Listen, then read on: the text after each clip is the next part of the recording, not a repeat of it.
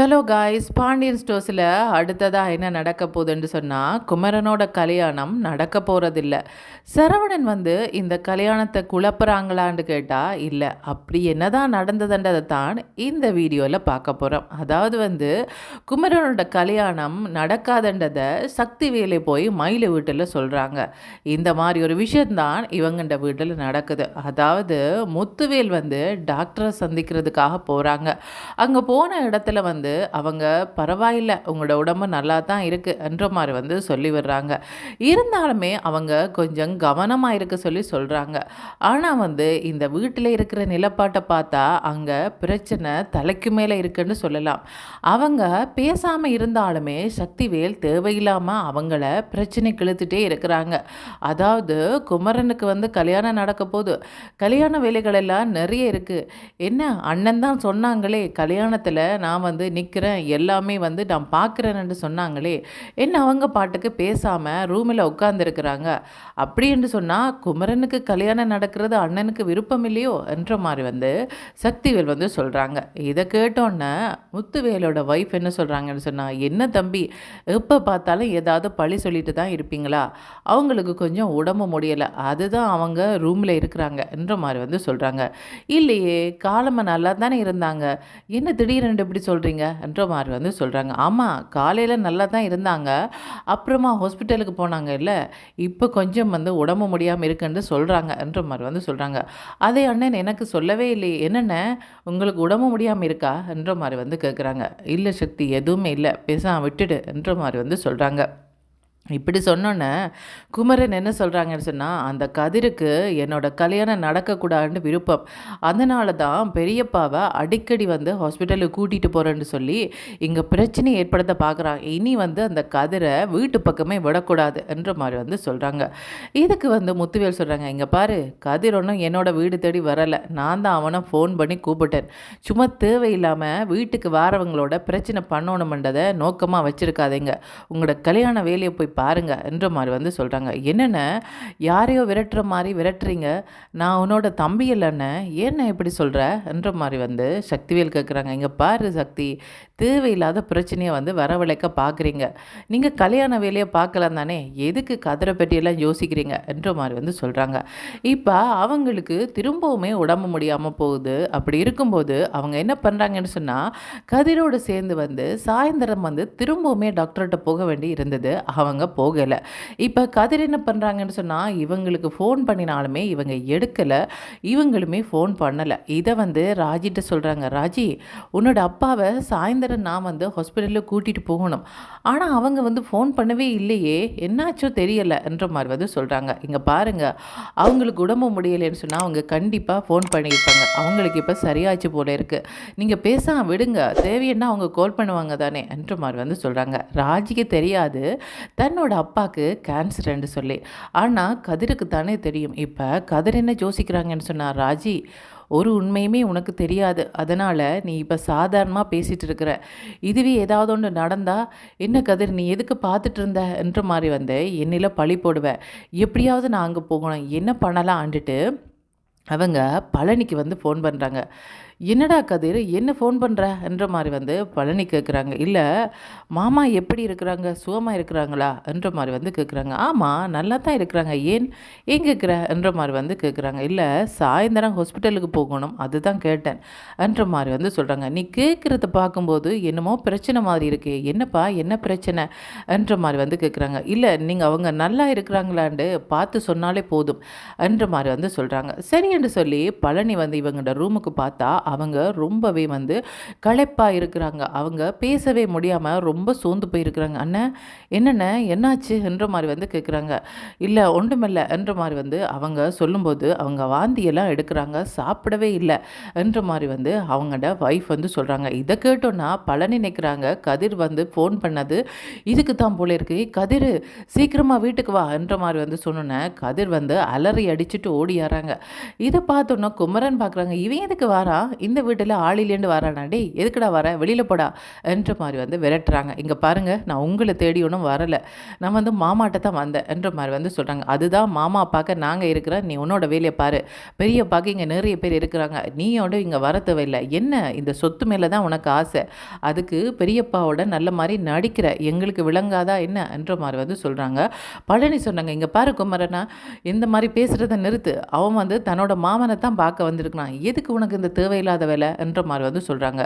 இதுக்கப்புறமா கதிர் என்ன சொல்கிறாங்கன்னு சொன்னால், வாங்க மாமா நாங்கள் ஹாஸ்பிட்டலுக்கு போகலாம் என்ற மாதிரி வந்து சொல்லிவிட்டு அவங்கள கூட்டிகிட்டு போகிறாங்க.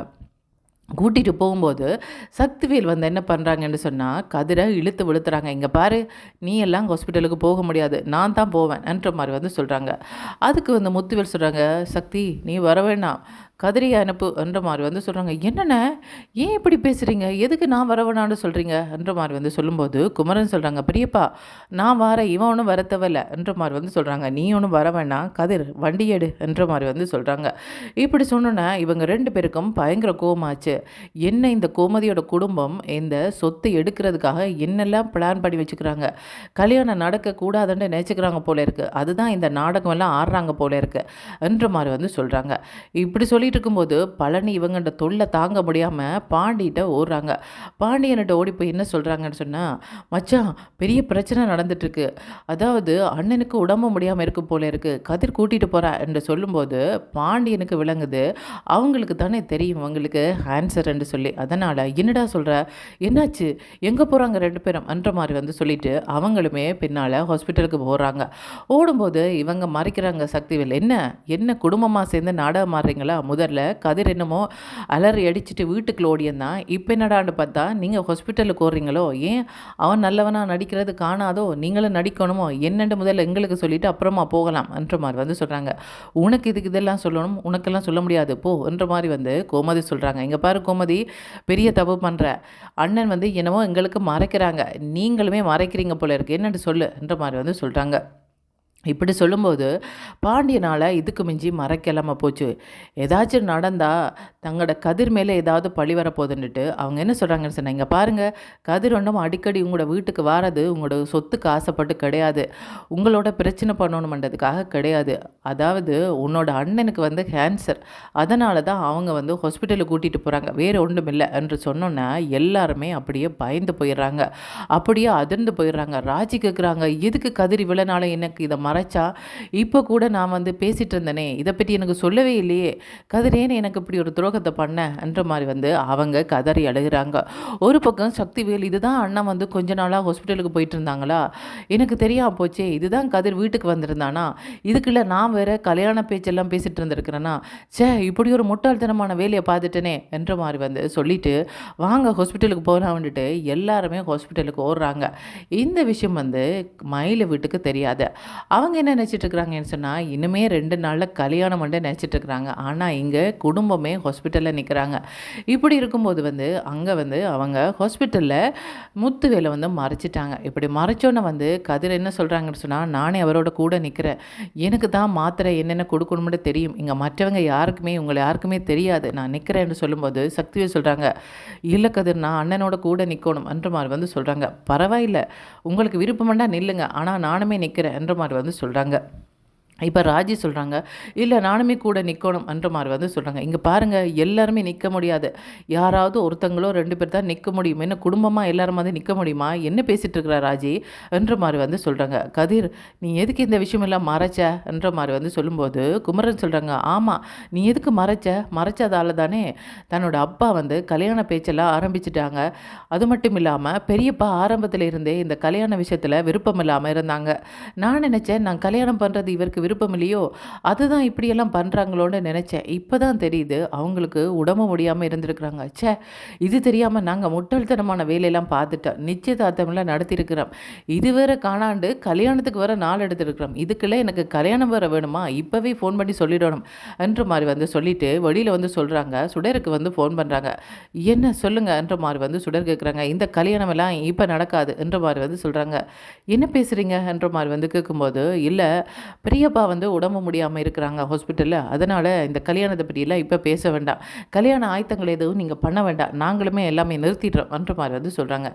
என்னவா என்ன சொல்கிறாங்க மாப்பிள்ளை என்ற மாதிரி வந்து பாக்கியம் வந்து கேட்குறாங்க. அம்மா இந்த கல்யாணம் நடக்காதாம், என்ன ஆரம்பத்திலே எனக்கு தெரியும் இவங்களும் அந்த பாண்டியனோட குடும்பம் மாதிரி ஏமாற்ற போகிறாங்கன்னு சொல்லி, அதுதான் ஏமாத்துற வேலையை பார்த்துருக்குறாங்களா என்ன, எங்களுக்கு கேட்குற காலையில் நினச்சாங்களா இப்போ வாரம் பிரச்சனைக்கு என்ற மாதிரி வந்து கிளம்புறாங்க.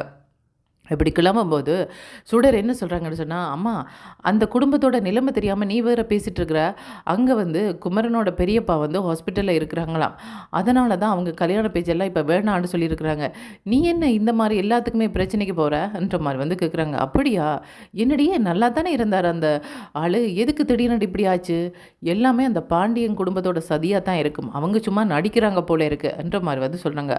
அப்படி சொல்லும்போது மயில சொல்கிறாங்க, அம்மா தேவையில்லாமல் மற்றவங்க மேலே பழி போடக்கூடாது, உனக்கு விருப்பம்டா நீ ஹாஸ்பிட்டல்லே போய் பாரு என்ற மாதிரி வந்து சொல்கிறாங்க. இதுக்கு முன்னாடி நாங்கள் எல்லாரும் அவரை போய் ஹாஸ்பிட்டலில் பார்க்கணும் இல்லையா, நீ சண்டை பிடிக்கிறத விட்டுட்டு முதல்ல அவங்க கவலையாக இருக்கிறவங்களுக்கு ஆறுதல் படுத்த பாரு என்ற மாதிரி வந்து சொல்கிறாங்க. சரி ஹாஸ்பிட்டலுக்கு போமான்ற மாதிரி வந்து சொல்லிவிட்டு இவங்க எல்லாருமே ஹாஸ்பிட்டலுக்கு வராங்க. இங்கே பாண்டியனோட குடும்பம் சக்திவேலோட குடும்பம் ரெண்டு குடும்பமே வந்து ஹாஸ்பிட்டலில் நிற்கிறாங்க. இப்போ இவங்க வரும்போது சரவணன் வடிவாக பார்க்குறாங்க, ஆரம்பித்தாங்க இவங்கள்ட கல்யாண பேச்சு, அதோடய சரி மாமா போய் ஹாஸ்பிட்டலில் படுத்துட்டாரு என்ற மாதிரி வந்து சொல்கிறாங்க. இங்கே பாரு, உன்னோட மாமா நாங்கள் கல்யாணம் பண்ண வந்ததுக்கப்புறமா ஹாஸ்பிட்டலுக்கு போகலை, அதுக்கு முன்னாடியே போயிட்டு தான் இருக்கிறாங்க, ஏன் உன்னோட தம்பி சொல்லலே ஆக்கும் என்ற மாதிரி வந்து சொல்கிறாங்க.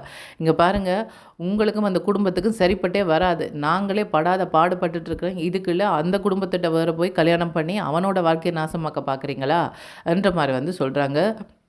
சரவணன் இப்படி சொல்லும்போது அவங்க சொல்கிறாங்க, ஓ உனக்கு வந்து மயிலோட வாழ்க்கையை நாசமாக போனது மட்டும் பத்தாது, சுடரோட வாழ்க்கை நாசமாக போகணும், அதனால் இந்த கல்யாணம் நிற்கிறதா உனக்கு இப்போ விருப்பமாக இருக்குது போல இருக்குது என்ற மாதிரி வந்து சொல்கிறாங்க. இதை கேட்டோன்னா பாண்டியன் வந்து சரவணனை ஏசுகிறாங்க, ஏய் சரவணா என்ன பண்ணிகிட்ருக்குற, அவங்க கல்யாணம் பண்ணால் என்ன பண்ணாமல் போனால் என்ன, அதெல்லாம் எங்களுக்கு தேவையில்லை, இப்போ உன்னோட மாமா சரியாக குணப்பட்டு வரணும் அதுதான் தேவை என்ற மாதிரி வந்து சொல்கிறாங்க. அவங்கள பற்றியெல்லாம் எதுக்கு நீ பேசிகிட்ருக்குற என்ற மாதிரி வந்து சொல்லிவிட்டு அவங்க பேசாமல் போயிடுறாங்க. இதுக்கப்புறமா வந்து சக்திவேல் என்ன சொல்கிறாங்கன்னு சொன்னால், மயிலோட அம்மா பார்த்தீங்க பாருங்கள், இப்போதைக்கு இந்த கல்யாண பேச்செல்லாம் வேண்டாம், எப்போ வந்து சரியான நேரம் வருதோ அப்போ பேசலாம், இதை பற்றியெல்லாம் எங்களோட இப்போ பேசாதீங்க, அது சரி நீங்கள் என்ன அண்ணனை பார்க்க வந்தீங்களா, சரி சரி பார்த்துட்டு போங்க என்ற மாதிரி வந்து சொல்கிறாங்க. என்ன இது வேண்டா வரப்பா அப்படி சொல்கிறாங்களே, சொல்கிறத பார்த்தா இவங்க வந்து கல்யாணமே பண்ணி வைக்க மாட்டாங்க போல இருக்குது, என்னமோ வந்து அரசியை வந்து கோவப்படுத்துறதுக்காகத்தான் பொண்ணு பார்க்க வந்திருக்கிறாங்க போல இருக்குது, இப்போ என்ன பண்ணலாம் என்ற மாதிரி வந்து யோசிக்கிறாங்க. இப்போ முத்துவேலுக்கு என்னாக போகுது, அவங்க வீட்டுக்கு வந்ததுக்கப்புறமா எப்படி வந்து பிரச்சனை மாறப்போகுது, கதிர் மேலே வந்து பழிய போட போகிறாங்க சக்திவேல், அதாவது நீ இவ்வளோ நாளும் எதுக்கு மறைச்ச, எனக்கு சொல்லியிருந்தால் நான் வந்து நல்ல மாதிரி அண்ணனை பார்த்துருப்பேன், நீ எதுக்கு மறைச்ச என்ற மாதிரி வந்து சொல்ல போகிறாங்க. இதே மாதிரி தான் வந்து ராஜியும் வந்து சொல்ல போகிறாங்க. இதிலேருந்து எப்படி கதிர் தப்ப போகிறாங்கன்றதை வெயிட் பண்ணி தாங்க பார்க்கணும். ஓகே, தேங்க்யூ, பாய்.